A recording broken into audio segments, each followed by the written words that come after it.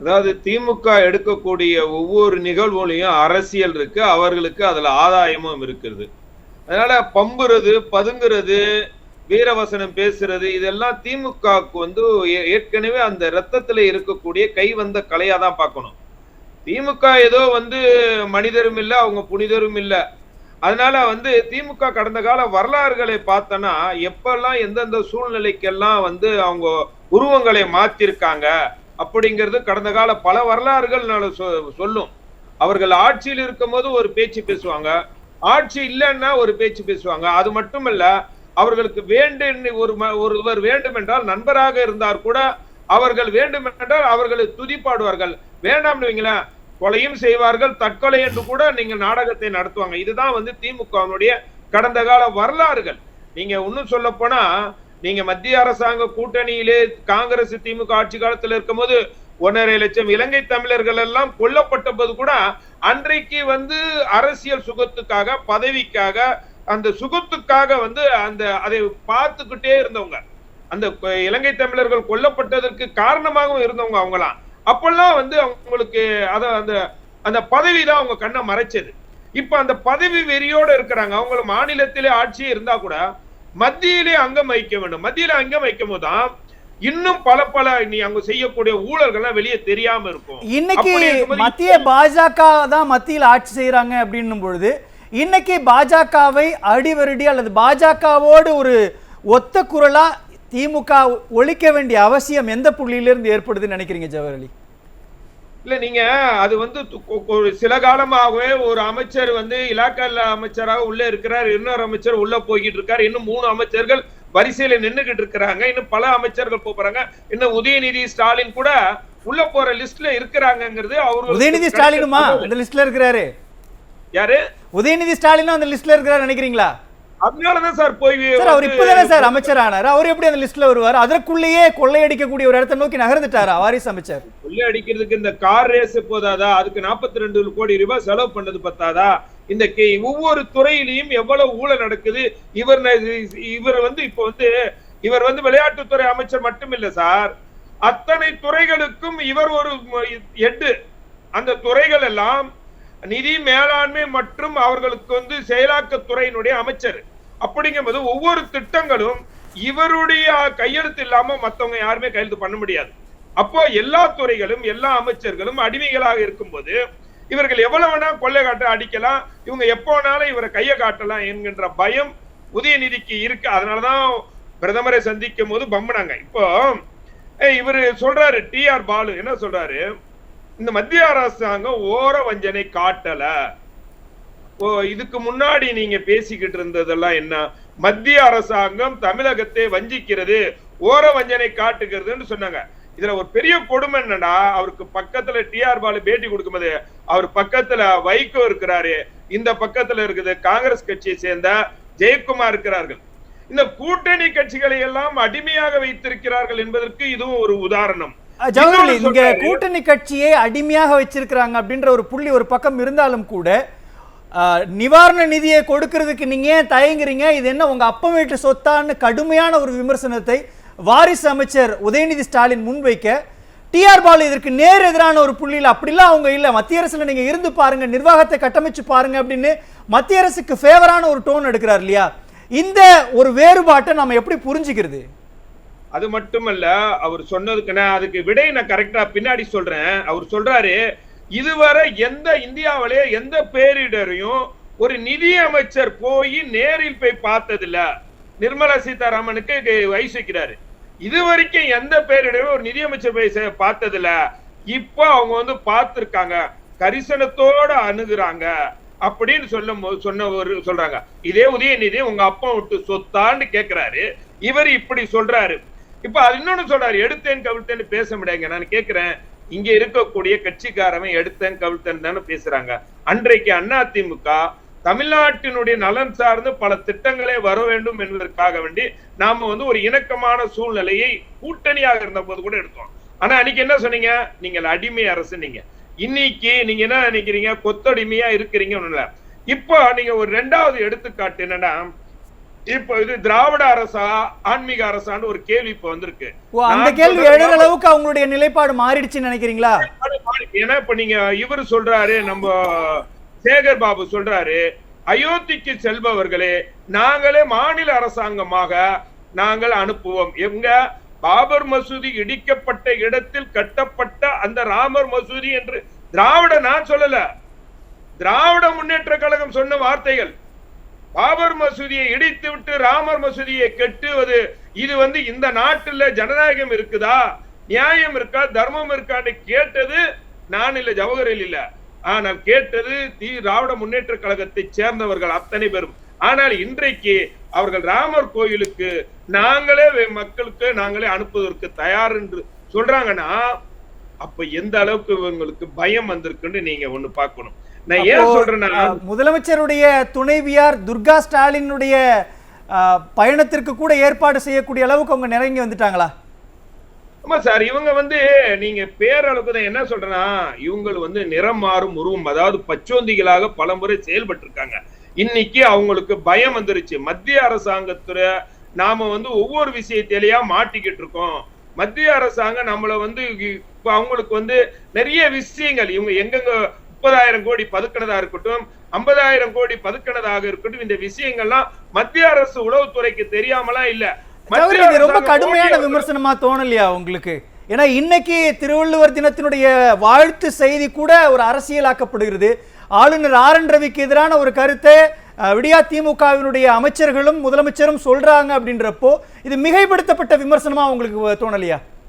நீங்க திமுக எப்பயுமே புலிக்கு பயந்தவன என் மேல படுத்துக்குங்கன்னு சொல்ற கதையில தான் அது இருக்கும். எப்பயுமே நீங்க இங்கே ஒண்ணு பேசுவாங்க, அவர்களுடைய தலைவர்கள் அடுத்த கட்ட தலைவர்களை வேற மாதிரி பேச விடுவாங்க, நேரடியாக எதிர்க்க மாட்டாங்க. எதிர்கட்சியா இருக்கும் போது நேரடியாக எதிர்ப்பாங்க. இப்ப ஆளுங்கட்சியாக கொள்ளையடிக்கும் போது எதிர்க்க மாட்டாங்க. நீங்க கடந்த கால வரலாறுகளை நீங்க பாத்தீங்கன்னா, இதே திராவிட முன்னேற்ற கழகம் 96ல நினைச்சு யார் ஆதரிச்சாங்க? தேவகவுடா ஆதரிச்சாங்க. அதுக்கப்புறம் குஜராலுக்கு ஆதரிச்சாங்க. அதுக்கப்புறம் 99ல யார ஆரம்பிச்சாங்க? 2004 பிஜேபி ஆரம்பிச்சாங்க. 2004க்கு பிரகாரம் காங்கிரஸ் ஆதரிச்சாங்க. இப்ப என்னடா, மீண்டும் இவர்களுக்கு இந்த 4 மாநில தேர்தல் வந்ததுக்கு பிறகு அவங்களுக்கு ஒரு நிலைப்பாடு, மீண்டும் பாரதிய ஜனதா கட்சி ஆட்சிக்கு வருமோங்கிற ஒரு பயம், அச்சம் வந்திருக்குது. அப்படி வரும்போது ஜவஹர்லி அரசியல்ல நீண்டகால எதிரியும் இல்ல, நீண்டகால நண்பனும் இல்லைன்னு தானே சொல்லுவாங்க. அது அரசியல் பச்சோந்திங்க சொல்லக்கூடிய வார்த்தை சார். அதாவது ஒரு கொள்கை நிலைப்பாடோ ஒரு விஷயத்தை அணுகணும். நீங்க ஒரு மாநில அரசாங்கமாக இருந்தாலும் கூட நீங்கள் அந்த ஒரு மத்திய அரசாங்கத்தை விமர்சிக்கும் போது அதுல நியாயம் இருக்கணும். நீங்க எதுவுமே இல்லாம நீங்க எதிர்கட்சியா இருக்கும் போது மோடி இங்க வரவே கூடாது. ஏன்னா அதிமுக ஆட்சி காலத்துல பல திட்டங்களை துவக்கி வைக்கிறதுக்கு தான் மோடி வந்தாரு. அப்போ மோடி அதுக்கு கூட இங்க வரக்கூடாது, அவர் லாய்க்கட்டவர், தமிழ்நாட்டுக்கு வரக்கூடாது, நீங்க கருப்பு பலூன் விட்டீங்க. அதற்கு கூட்டணி கட்சிகள்லாம் சேர்ந்து விட்டாங்க. இன்னைக்கு அதே மோடியை இவங்க ஒவ்வொரு விழாவுக்கும் கூப்பிட்டு அழைச்சு அவங்க அந்த விழாவை சிறப்பா கொண்டு போறாங்கன்னா அப்ப இவர்களுடைய நிலைப்பாடு என்ன நீங்க தெரிஞ்சுங்க. இன்னொன்னு என்னடா, இப்ப டி.ஆர். பாலு போன்றவர்கள் ஏற்கனவே மத்திய மந்திரி சபையில இருந்தவங்க, அவர்கள் பதவி பட்டம் இதெல்லாம் அனுபவிச்சவர்கள். இப்படி இருக்கும்போது எப்படி ஒரு மாநில அமைச்சர்களும் அமைச்சர்கள் ரெட் லைட் கார்ல போகும்போது அவருக்கு ஆசை இருக்காதா? நீண்ட காலமா மத்திய அமைச்சராக பல வருஷங்கள் இருந்தவர், மத்திய அரசாங்கத்தை கூட கூட்டணிக்கு கூப்பிடுறதா தான் அர்த்தமா ஜவஹர்லி? நிச்சயமாக சார். இந்த டி.ஆர். பாலு இன்னும் ஏன்னா இதுக்கு முன்னாடியே மோடி அவர்களையும் அமித்ஷா அவர்களையும் இவர் எப்படி குனிஞ்சு ஒரு விஷயத்த போய் சொன்னாருன்ட்டு நம்ம நிறைய சேனல்ல வந்ததை நம்ம பார்த்தோம். அவருக்கு என்ன தெரியுமா, இவருக்கு டி.ஆர். பாலுவை பொறுத்த வரைக்கும் பாரதிய ஜனதா கட்சியோட இணக்கமாக போய் நாம அமைச்சராகணும், அதுதான் எண்ணம். அதற்கு இங்க இருக்க சிலர் இரண்டாம் கட்ட தலைவர், அவங்க இந்தியா கூட்டணியோட அலைன்ஸ்ல இருக்கிறாங்க, அவங்க ஏன் பாஜகவோட கூட்டணியா இருக்கணும், அல்லது ஏன் அவங்களுடைய அமைச்சரவையில அவங்க இடம்பெற ஆசைப்படணும்? இது மிகைப்படுத்தப்பட்ட கற்பனையா தோணலையா ஜவஹர்லி?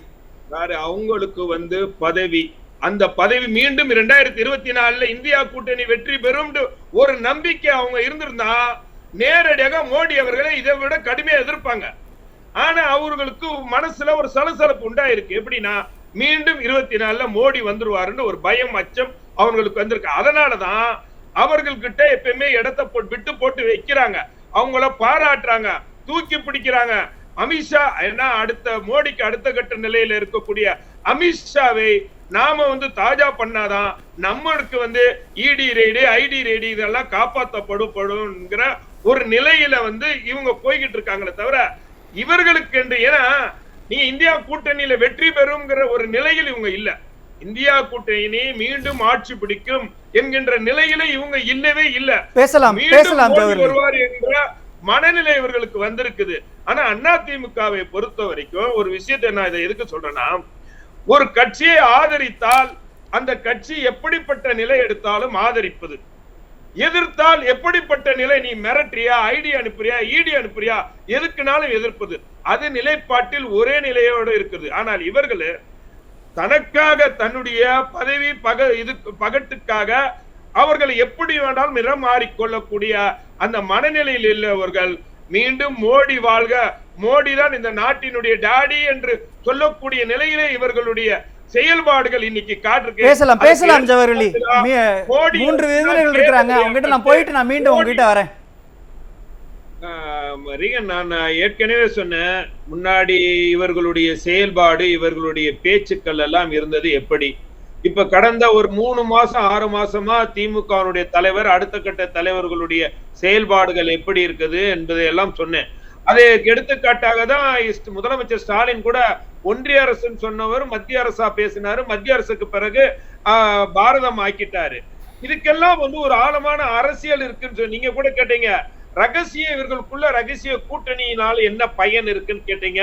இன்னொன்னு 2 கைகளும் இணைவதால் இணைவதனுடைய அவசியம் என்னன்னு கேட்டீங்க நம்ம பொன்வேல்சன் சார் கிட்ட. ஒண்ணு திமுகவுக்கு என்னன்னா, இப்ப நீங்க அண்ணாமலை கூட ஒரு ஆடியோ ரிலீஸ் பண்ணிருக்காரு. PR பாலுவும் உளவுத்துறையினுடைய ஐஜி ஜாபர் சேட்டும் பேசிய பேச்சுக்கள் இது ஒரு பெரிய பாதிப்பை உண்டாக்கும். இந்த தகவல் திமுகவுக்கு ஏற்கனவே வந்திருக்கும். 2 நாளைக்கு முன்னாடி ஒரு ஆடியோ ஒன்று ரிலீஸ் பண்ணிருக்காரு. இவர்கள் அந்த 2G வழக்குல இவர்கள் எப்படி எல்லாம் அவர்கள் நிலைப்பாடு எடுத்தாங்க, அதுக்காக ஒரு போராட்டத்தை கண்டமைக்க மீனவர்கள் பிரச்சனையை கொண்ட போனாங்கிறதெல்லாம் இது ஏற்கனவே ஏன்னா உளவுத்துறையை மாநில அரசும் வச்சிருக்காங்க. நீராராடியா டேப் மாதிரி ஒரு டேப் திமுக அரசாங்கத்தை அசைத்து பார்க்கக்கூடிய இடத்துல இருக்குன்னு நினைக்கிறீங்களா, சந்தேகிக்கிறீங்களா ஜவஹர்லி?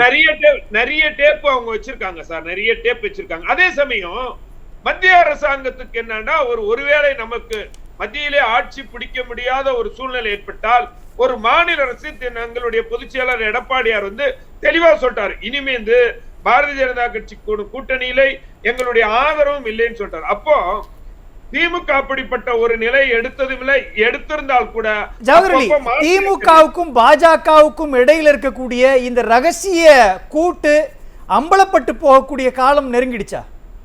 நிச்சயமாக அது தேர்தலுக்கு பிறகு நிச்சயமாக ஒருவேளை பாரதிய ஜனதா கட்சி அங்க பெருவாரின இடத்தை பிடிச்சு அவங்களுக்கு ஆதரவு தருங்கிற நிலையில திமுக ஆதரவு கொடுப்பாங்க. இப்ப உள்ள நிலையில அதாவது இரட்டை குதிரையில திமுக சவாரி செய்யறதுக்கு விரும்புறாங்க. காங்கிரஸையும் விட்டுறாம பிஜேபியை விட்டுறாம இவர்கள் நம்ம பொன்வில்சன் கூட சொன்ன மாதிரி ஒரு மாநில அமைச்சர், நீங்க இதுவரைக்கும் வரலாறு ஒரு பிரதமரை போய் சந்திக்கிறது சாதாரண விஷயம் இல்ல. அவரும் அனுமதி கொடுக்கிறாரு. எப்படி அனுமதி கொடுக்கிறாரு அவங்க எப்படிலாம்? சரி ஜவஹர்லி, நீங்க ரொம்ப சரியான ஒரு தேர்தல் நோக்கி நகர்றீங்க. நான் கேட்கறது, காங்கிரஸ் கூட ஒரு கூட்டணியான ஒரு இணக்கமான சூழலை கட்டமைக்கக்கூடிய திமுக மறைமுகமாக பாஜகவை ஆதரிக்க வேண்டியது காங்கிரஸை பழிவாங்குவதற்கான மறைமுக பேரமா? காங்கிரஸை பலி வாங்கணும், பிஜேபி பலி வாங்கணும் என்பதெல்லாம் அது திமுக அவர்களுக்கு தானே பயன்பெறணும். அதுதான் நீங்க பயன்பெறுவதற்காக யாரையும், நான் ஏற்கனவே பலமுறை நான் ஒரு விவாதங்கள முஸ்லிம்கள் 19 பேர் கோவை கலவரத்தில் சுட்டு கொண்டவர்கள். அதுக்கப்புறம் சூழ்நிலை முஸ்லிம்கள் ஓட்டு வேணுங்கும்போது முஸ்லிம்களை சகோதரனாக காட்டிக்கிட்டாங்க.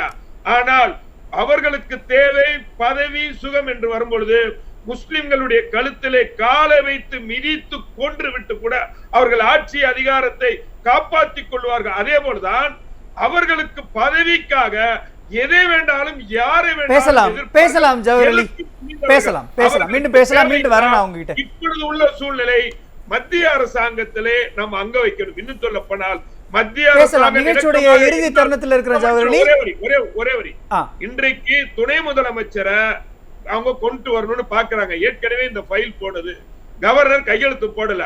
அப்போ மத்திய அரசாங்கத்தோடு இணக்கமாக இருந்தாதான் துணை முதலமைச்சராக தன்னுடைய மகன் ஆக முடியும் என்கின்ற நிலையும் அவர்களுக்கு உண்டு.